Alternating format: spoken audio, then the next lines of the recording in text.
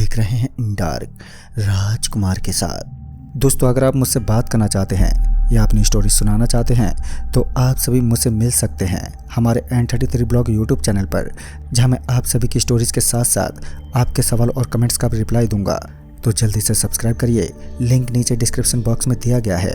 तो चलिए बढ़ते हैं आज की कहानी की ओर। दोस्तों, कभी कभी हमारे जीवन में ऐसी घटनाएं घटती हैं जिसका हमें अंदाज़ा भी नहीं रहता और उसके बाद हमारा जीवन बिल्कुल बदल जाता है। कुछ ऐसा ही हुआ राहुल के साथ। राहुल एक सॉफ्टवेयर इंजीनियर था और वो भूत प्रेत या ऐसी किसी भी चीज़ को बिल्कुल भी नहीं मानता था। लेकिन उसके जीवन में एक ऐसी घटना घटी जिसके बाद से उसे इन सब चीज़ों में भरोसा होने लगा था। ये घटना उसके साथ तब घटी जब वह दिल्ली से अपने गांव जा रहा था और अपने जॉब से वह रात के 8 बजे अपने घर पर आया और वहां से पैकिंग करके वह अपने गांव जाने के लिए ट्रेन के लिए स्टेशन पहुंचा, जहां से उसकी ट्रेन रात के 9 बजे की थी। वह स्टेशन पर बैठकर अपनी गाड़ी का इंतज़ार करने लगा। गर्मी का मौसम था, ठंडी ठंडी हवाएं वहां बैठे सबको सुकून दे रही थी। गाड़ी आने में अभी समय था। तभी राहुल ने स्टेशन परिसर में ही रात का खाना खाया और कुछ खाने का सामान लेकर अपनी जगह पर दोबारा आकर बैठ गया। फिर थोड़ी समय इंतज़ार करने के बाद राहुल की गाड़ी आ गई और अपनी सीट पर जाकर अपना सारा सामान रख दिया। बैठे बैठे उसकी आंख लग गई और जब गाड़ी एक स्टेशन पर रुकी तब उसकी आंख खुली। तब उसने अपने गांव के स्टेशन से एक स्टेशन आगे वाले स्टेशन पर खुद को पाया। तब वह बिना कुछ सोचे समझे अपना सारा सामान लेकर उसी स्टेशन पर उतर गया। वह एक छोटा सा स्टेशन था जहां पर लाइट की भी बहुत कम सुविधा थी, लेकिन पूर्णिमा के कारण बहुत कुछ दिख पा रहा था। राहुल स्टेशन पर बैठकर अपने दोस्त को कॉल करके उसने सब कुछ बताया। तभी राहुल का दोस्त बोला कि वो थोड़ी देर में वहाँ पर आ जाएगा, तब तक वो स्टेशन से बाहर ना निकले। राहुल ने हमें जवाब दिया और कॉल को काट दिया और वहीं बैठकर अपने दोस्त का वो इंतज़ार करने लगा। स्टेशन पर पूरा सन्नाटा पसरा हुआ था। वहाँ पर दूर दूर तक कोई भी दिखाई नहीं दे रहा था और दूर खेत से जानवरों के चिल्लाने की आवाज़ें साफ साफ सुनाई दे रही थी। लेकिन तभी राहुल को प्यास लगी तो वह बोतल निकालने लगा, लेकिन बोतल में पानी बहुत कम था। वो पानी पीकर खाली बोतल लेकर पानी के लिए इधर उधर घूमने लगा। तभी उसकी नज़र ट्रैक पर गई। उसे वहाँ लगा कि जैसे कोई है। तभी राहुल ने पास जाकर देखा तो उसे वहाँ पर कुछ भी नहीं दिखा। तभी वो खुद को ये समझाता है कि शायद उसे थकान के कारण ऐसा लग रहा है। तभी राहुल और आगे गया। फिर उसे वहाँ पर एक चापाकल दिखा और उसने तभी अपने चेहरे को अच्छे से धोया और अपनी प्यास बुझाई। फिर वहाँ से पानी लेकर वो फिर से आकर अपनी जगह पर बैठ गया। वह अकेले बैठे बैठे अब बोर हो रहा था, इसलिए राहुल ने अपना फ़ोन निकाला और गाना सुनने लगा। तभी उसकी नज़र सामने एक खंभे पर गई। उसे वहाँ किसी का पैर दिखा, लेकिन उसे लगा शायद से उसका भ्रम है और उसे इग्नोर करके वो दोबारा से फ़ोन में गाने सुनने लगा। लेकिन उसकी नज़रें फिर से उस खंभे पर गईं तो उसे दोबारा किसी के पैर दिखे। इस पर राहुल ने जाकर देखना चाहा और वो अपनी जगह से उठकर खंभे की तरफ जाने लगा। वो खंभे के पास जैसे ही पहुंचा कि तभी उसे ट्रैक पर किसी का हाथ दिखा।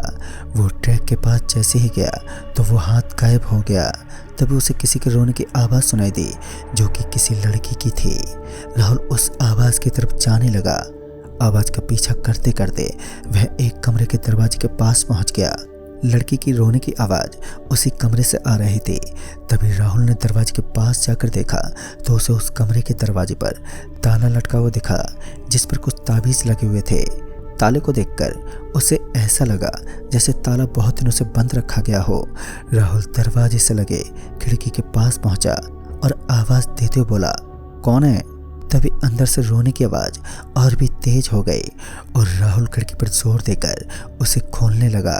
उसे अंदर एक सुंदर लड़की दिखाई दी जो एक कोने में बैठी रो रही थी। और राहुल ने पूछा कि कौन हो तुम और तुम्हें यहाँ किसने बंद किया है और तुम्हारा नाम क्या है? तभी लड़की ने रोते हुए बताया कि उसका नाम रानी है और उसे यहाँ पर किसी ने ज़बरदस्ती बंद कर दिया है और वो पास के गाँव में रहती है। तभी राहुल उसे बाहर निकालने की कोशिश करने लगा। राहुल ट्रैक से पत्थर लाकर ताले को तोड़ने लगा।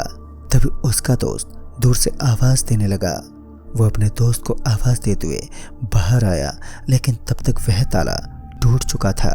बाहर आकर राहुल ने अपने दोस्त को मिलकर सब कुछ बताया। तभी उसके दोस्त ने कहा, कहीं तुमने वो दरवाज़ा तो नहीं तोड़ दिया? राहुल ने हाँ में जवाब दिया तो उसका दोस्त बहुत ज़्यादा डर गया और उसे जल्दी से वहाँ से निकलने को कहा और राहुल का हाथ पकड़े उसे अपनी बाइक की तरफ ले जाने लगा। उसने जैसे ही गाड़ी स्टार्ट की तभी उस लड़की की चिल्लाने की उसे आवाज़ सुनाई दी। तभी उसने पीछे देखा तो वो लड़की बिल्कुल अलग दिख रही थी। उसके बाल पूरी तरह से बिखरे हुए थे और उसके माथे से खून टपक रहा था। राहुल का दोस्त गाड़ी को फुल स्पीड करके वहाँ से निकालने लगा। वो लड़की उनके पीछे दौड़ने लगी। राहुल के दोस्त ने कहा, हमें कैसे भी चौक पार करना होगा क्योंकि चौक के आगे उसकी आत्मा नहीं जा सकती। वो लोग जैसे तैसे चौक पार करते हुए अपने घर तक पहुँचे और वहाँ पर पहुँचकर वो किसी को बिना कुछ बताए सीधे अपने कमरे में सोने चले गए। फिर अगली सुबह उसे बहुत तेज बुखार हो गया। उसे डॉक्टर से दिखाया गया तो डॉक्टर ने दवा देते हुए कहा कि वीकनेस के कारण ऐसा हुआ है।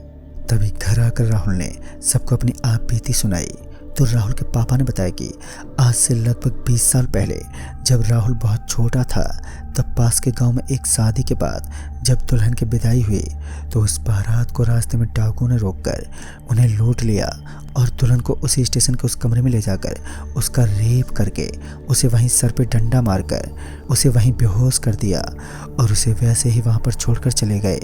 सर से ज़्यादा खून बहने के कारण उसकी मौत हो गई और उसकी मौत के 15वें दिन से उसकी आत्मा किसी भी अकेले इंसान को देखकर पहले उसे अपने चंगुल में फंसाती है और बाद में उसे मार देती है। दोस्तों, ये सब सुनकर राहुल सब कुछ समझ गया और अपने उस दोस्त का बहुत धन्यवाद किया जिसके कारण वह आज जिंदा था। वहाँ के गाँव के लोग आज भी मानते हैं कि उसकी आत्मा आज भी किसी अकेले के तलाश में रहती है और उसे अपने चंगुल में फंसाकर उसकी जान ले लेती है। तो दोस्तों, इस कहानी में बस इतना है। कहानी आपको पसंद आई हो तो लाइक शेयर जरूर करें और साथ ही हमें कमेंट बॉक्स में ज़रूर बताएं। तो मैं आपका दोस्त राजकुमार जल्दी ही मिलूँगा ऐसे ही एक और नई कहानी के साथ। तब तक के लिए बाय एंड टेक केयर।